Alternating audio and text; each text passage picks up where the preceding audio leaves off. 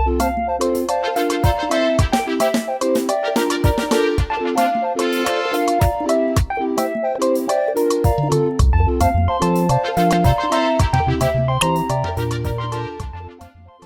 here to serve the people, and the people are at the center of my aspiration.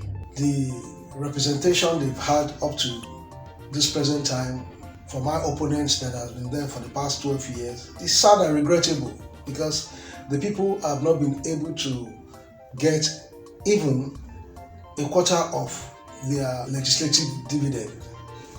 So since they are the driving force of my candidacy, I am more than ever convinced that come February 25, 2023, I, Onochieobodo, will emerge as the next member of House of Representatives to represent Aniocha Oshimili, Federal Constituency in the Green Chamber.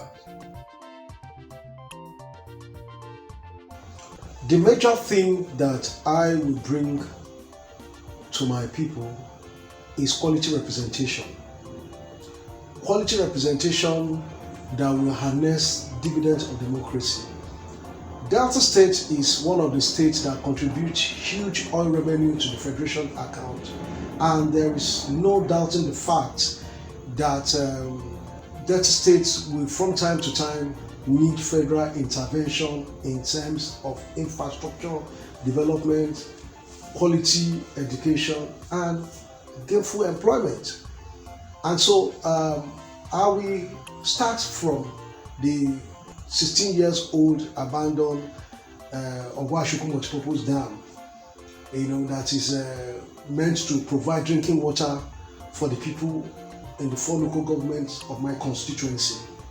Now, the people of my constituency buy water between the sum of 25,000 naira and 35,000 naira per tanker. This is purely an agrarian society where people are really not doing very well in terms of industry and income, and you're buying water between 25,000 naira and 35,000 naira. And that particular dam is not only meant to give drinking water to 4 local governments of my constituency, it also provides water for irrigation farming. Irrigation farming, that is, the people will be able to do all year round farming instead of one single season farming that has to do with rainfall. And thirdly, there's a small hydro component in that contract, and if we harness that small hydro component, we will be able to generate a little electricity that will also be able to power some agro-allied industry in the area. Furthermore, I will also sponsor a bill on establishment of enterprise development fund, and this fund will be used to fund startups and upstarts, including technicians and artisans, so that the informal sectors will be properly developed to create jobs and then engage our teeming youths. Right now, as I speak to you, our youths are involved in so many vices, yahoo, selling of land, kidnapping, and because an idle mind is the devil's workshop. So we'll be able to retool their energy and their voltage towards income generation. I don't believe in giving people cash. I don't believe in giving you fish. I believe in teaching you how to fish so that you can continue to get the fish anytime you want to eat it. It's not the kind of empowerment that we see our states doing. They say they're employing 1,000, 2,000, 3,000, 4,000 essay to the governors. Essay to the governor doing what? If you can gather those resources together and use it to establish enterprise development centers, and you get some of these people to transfer skills to the younger ones, they'll create a job, and then they'll go somewhere and earn a good living. My level parity with the people coming from a humble background, and so I relate easily with the people, even the ones in the hamlets and in the camps. my people's consciousness. I don't want to see people suffer. And then my professional background as a chartered accountant, chartered tax consultant, certified professional forensic accountant. This makes me accountable. My experience as consultant in the National Assembly from 2008 to 2022 gives me the experience that will enable me to hit the ground running, as I already have insider view of the workings of the National Assembly, and of course my spirituality.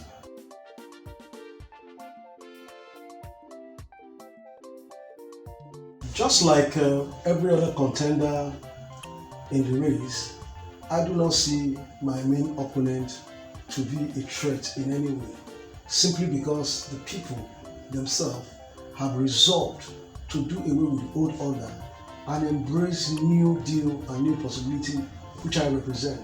And they found me Onochieobodo worthy, and so I will let the will of the people prevail. Thank you.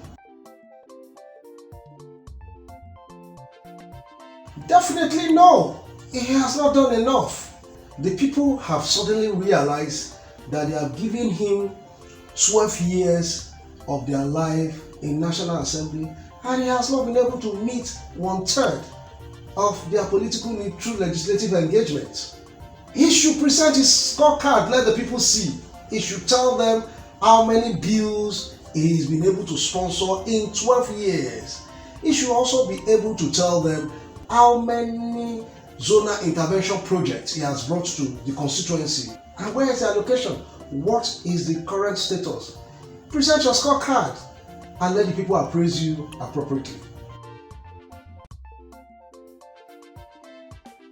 To whom much is given, much is expected. Considering the humongous monthly revenue allocation given to Delta State government by the federal government, one would have expected a better performance. It takes the courage of our nonagenarian, respected elder statesman, Chief AKA Clark, to voice out and to show us there is a problem in Delta State. A state as rich as Delta State paying salaries in arrears, paying pensioners in arrears after the pensioners have come to the streets to display is an indication that there is a problem somewhere. And the state needs to be accountable to the people, and the people should be wise come this election.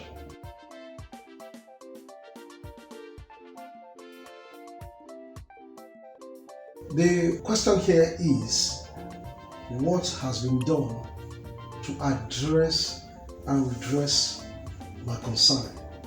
Just a few days after my complaint, the flex in the front of my party state secretariat in Asaba was removed.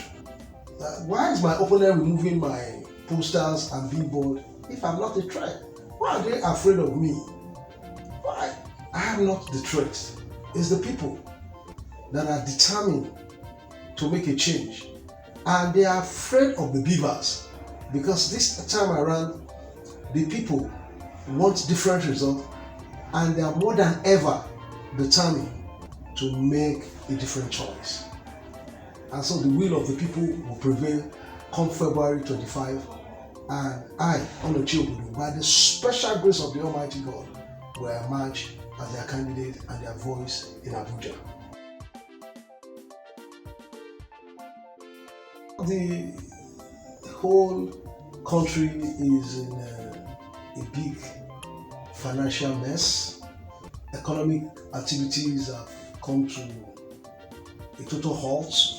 The CBN, that is the Central Bank of Nigeria, is currently confused, and the entire nation is, to say the least, destabilized.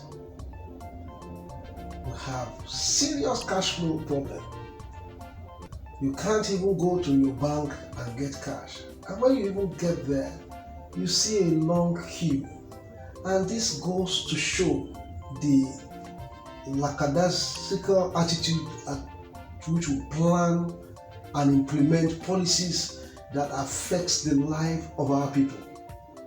I'm glad that every class of the society is feeling this right now, because you go to the bank, you can't withdraw cash. As I'm speaking to you right now, I can't get cash anywhere. Even from the POS on the road, they will tell you there's no cash, and those of them who have cash are now taking as much as 10 to 15%, no, 15 to 20% commission to be able to give you cash. And when you ask them why are they doing this, they will tell you that they are buying the cash. I mean, I've gone to buy something from a store and I want to pay by POS. The POS are not working. I opt to make transfer and they refuse to take transfer. And so the whole system is confused. And I want to appeal to our leaders to please intervene quickly before this goes out of hand. As a matter of fact, my consolation is in the comment of Mr. President, who gave an extension of 10 days, and then that he will likely review it after 10 days because the whole country is in a mess. So the CBN should go back to the drawing board. I would have expected that they would have taken a cue or learned from the Indian model, of this kind of currency change, and that would have been able to help them to simulate this kind of outcome and know how to go about it. Can you vote Onochieobodo? Go take a Abuja.